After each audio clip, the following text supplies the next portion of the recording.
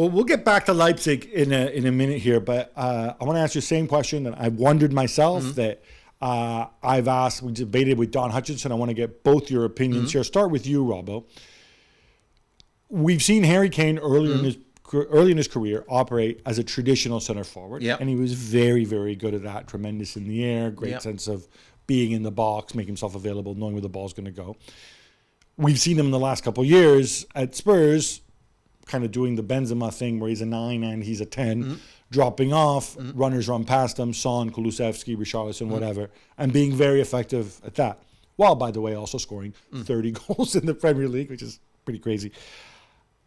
Where do you think Thomas Tuchel sees him? Which of the two Harry Kanes, bearing in mind that he has genuine wingers who can deliver service, and of course he also has potentially the number 10 of the future, Jamal Musiala, and maybe the number 10 of the past, Thomas Muller, behind him. So if he drops off, he's going to run into those guys, whereas there was no risk of him running into any attacking midfielder at Antonio Conte, Jose Mourinho's Spurs.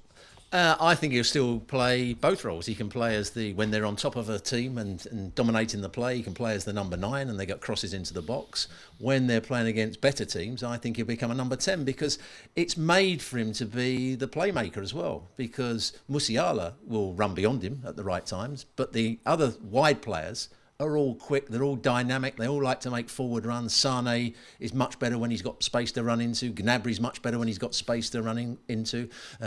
Coman, likewise. I mean, Coman can go past people as well. But if they make the runs from outside to in, they can be a real problem. And Harry Kane can be the link for all that. You know, I can see him. So you see him more as a link guy? A link guy who will arrive in the box at the right time. Right. And I think it will suit him absolutely perfectly, the players that Bayern Munich have got around him. Jan, do you agree with that? Because one thing that we've seen in the Bundesliga sometimes with Bayern is they have like 70% possession. The other team parks the whole Hanover public transportation system in the box. And yeah, if you drop off, all it means is there's nobody in the box. Yeah, I think it's interesting that what they have tried to replace Robert Lewandowski. And Robert as well, yes, he was a number 9, but he also got a bit deeper, also an intelligent footballer. Harry Kane is a very intelligent footballer. He could probably play as a clean number 10 in that role because he's so good at that. I think that we will see a Harry Kane that, like Rob was saying, he will score his goals 100%. But I think we will see a lot of more assists from him because he got so many players in and around him that he can play with. It's also quite interesting when they say, yes, there's a lot of teams parking the bus against Bayern, but there will still be space. There will still be space available for them because they can do quick counterattacks as well. And Bayern has kind of developed that. I remember I always quote Pep Guardiola on that, and he said, Bundesliga, that's the only thing is counterattack, counterattack, counterattack. That was one of the big quotes for him when he came there. So I think you will see Harry Kane in different positions, and I'm sure that a Harry Kane will only do, for example, a Musiala better, because Musiala also need a link-up player. And he hasn't had a clear link-up player. When you play Gnabry and Thomas Müller, is Thomas Müller a great link-up player? Yes, he is, but he is different. He is different because he doesn't have that Harry Kane had. He will kind of keep the ball as long as you want. He got that one as Harry Kane as well. So I think that Thomas Tuchel will find a way. The only thing that we are 100% sure of when he puts up his starting 11, Harry Kane will be in there, and the rest of them need to adjust to him. Do you think we'll see? I mean, obviously, Leimer is on board. Leimer certainly agreed to join. Certainly, I think he thought he was going to be coached by Nagelsmann, not Tommy T. Nevertheless, gets a start.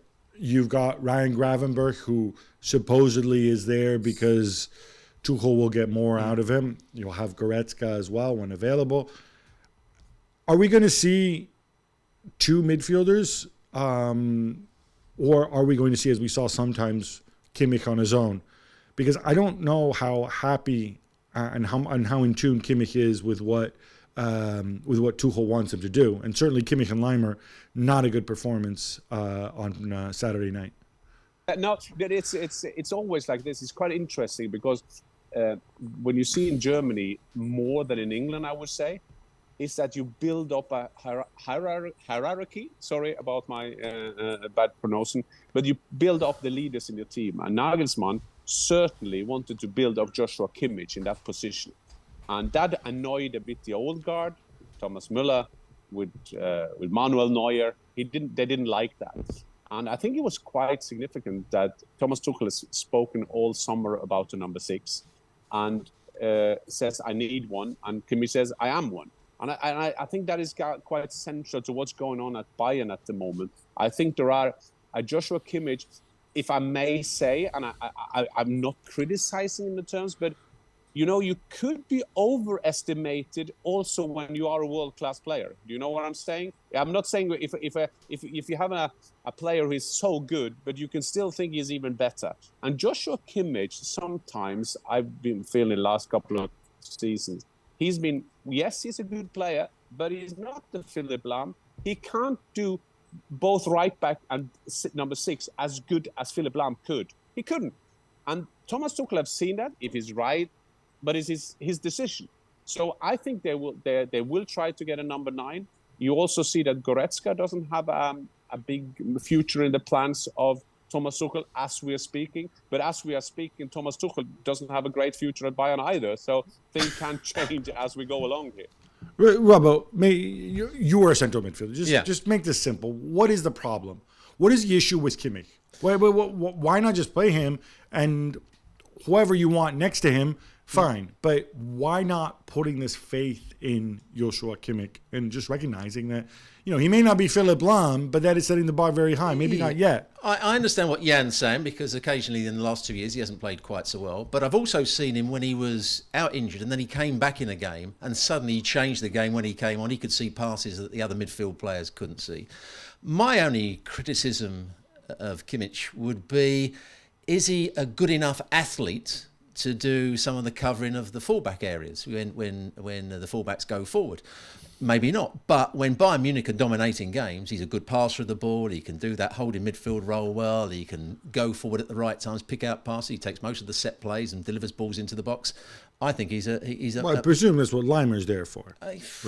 Leimer's there to give more energy, I think. And, to do some of the running with Kimmich. But I would go with Goretzka. I still think Goretzka's an excellent player, and I don't think Thomas Tuchel going in place of Nagelsmann hasn't made Bayern a better team. And no love from either of you for Ryan Gravenberch. I gave you the opportunity to talk him up, and you didn't. I will remember this, and Ryan will remember that too. But Ryan, I would say, Gab, when Ryan came to to German football, can I please name drop here? I met in a seminar my big favorite Marco van Basten, and we kept in touch. So sometimes I can send him a message. And I remember when Bayern signed Gravenberch, I sent him a message and I said, what do you think? And he said, too early for him to come to Bayern. He should have a couple of more seasons in Ajax and then he maybe develop into a top player. And I think that when they took Gravenberch, maybe it was the right thing to take that kind of talent, but it was not a finished article. And this linking him to Liverpool, I don't believe it. I don't rate him at the moment. I love the fact that you brought up Marco van Basten, because my next question is going to be about tall center forward, since you were a tall center forward yourself. Maybe not that tall by Norwegian standards, but for the rest of the human race, you are pretty tall. We saw Benjamin Sesko come on. I'm just struck by, this is a big man who moves so naturally. But also Matthijs Tel, who, he missed a bunch of chances, but he also does move very naturally for a big man as well. Can you just talk a little bit about, is there a bit of a difference in kind of the oversized center forward? Obviously, Sesko coming from Salzburg, where, before him there was another oversized center forward there who you know rather well, somebody named Erling Haaland. Can you talk a little bit about that and kind of what's asked for this kind of center forward position in the modern game when you have that body type? Yes, I can, because I would have loved to have, first of all, I had that timing on my runs that these new generational players have. I remember when I started following Erling very closely when he was at Salzburg, I was so amazed. And even remember that game he played at Liverpool when he came on against Van Dijk. He scored one, he could have had 3 or 4 in that game. His runs are so good. It's something they do with their body language. They kind of, first they create through their movement, they create the space, and somehow they manage with their body language to tell the great players they have around them, to tell them that we want the ball there. And I think it's a good observation with Šeško going the same school. I think there is something to do with the Salzburg kind of Red Bull kind of academy kind of philosophy they have there. They have great coaches, talking about Rose, that was the first coach of Haaland. No, Marco Rose, got Šeško, of course. They just develop into these great runs. And I think that is something to do with the evolution. Because back in the days when I was a number 9, it was a fight against some great defender, and you had to win the fight against him. But this new generation, when it is less and less space, they kind of have to develop that ability to create a space for them. And I think Šeško, I remember when I started following him, then he was a kid in Salzburg, and they used to say, this will be one of the best around. I mean, it's going to be a hard thing now with that Norwegian guy, but still, Šeško will have a great future. And I agree with you. The way he creates spaces for himself reminds me of Erling. All right. Well, let's end this on Leipzig, because I would have thought, most people would have thought, in a season in which they lose Josko Gvardiol, arguably one of the top 2 or 3 best defenders in the world, never mind at Leipzig. They lose Christopher Nkunku, who, their talisman, arguably their best player. They lose Szoboszlai, finally fit again, contributing.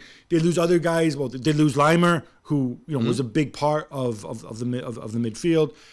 They lose Halstenberg, who, whatever, still was a veteran defender. You lose all these guys, and they reload so quickly. Just a reminder, Openda, who I loved last season in Ligue 1, the Belgian striker. Šeško, we've just talked about. Xavi Simons, who is a super talented player. Again, playing in a slightly different role there than what I would have imagined. Can they go and maybe all of this helps energize Dani Olmo? Maybe Dani Olmo will live up to his talent now. Can they make this a legit 3-way race and maybe even win it? Well, where do you see them this season? Can they reload rather than rebuild? Jan. As I got my glasses on now, I see that you saw at me. So yes, no, but very impressive. And talking about philosophy, with Max Eberl as well as a head of sport, there is a way of thinking. I think that what Dortmund did back in the days, I've always been a big fan of Marco Rose. When they fired Marco Rose, I would sure that he would have sorted out that. And I think that sometimes there is a lot of talking about getting players in, but it's also depending on what do you get them into. I think you saw a bit like that at Chelsea yesterday, when you saw that Chelsea quickly had a way of playing. I'm not saying they're finished, but you saw that they have a way of playing. And you see that it's much easier for a player when you come to a new club, when the philosophy is quite clear. You know what you expect from you. So when you take out one striker, you put another in, yes, use your individual abilities to develop our game, but still, this is what we want from you. And I think you can see that at the best teams, at the best coaches. So the time you need to adjust is shorter. See, a lot of the players, I'm using Chelsea now because it's the opposite last season. You're not sure what the philosophy is, and it's harder for new players to adjust. And I think you can see that, how quick players adjust. I think that is a mirror of the clear philosophy of a coach at the club. And I think the clear philosophy of the club, that 4-2-2-2 setup, so distinctive, and they just slot into it. Jan, thank you so much. Thanks so much for watching ESPN on YouTube. And for more sports highlights and analysis, be sure to download the ESPN app. And for premium content and live streaming, subscribe to ESPN Plus.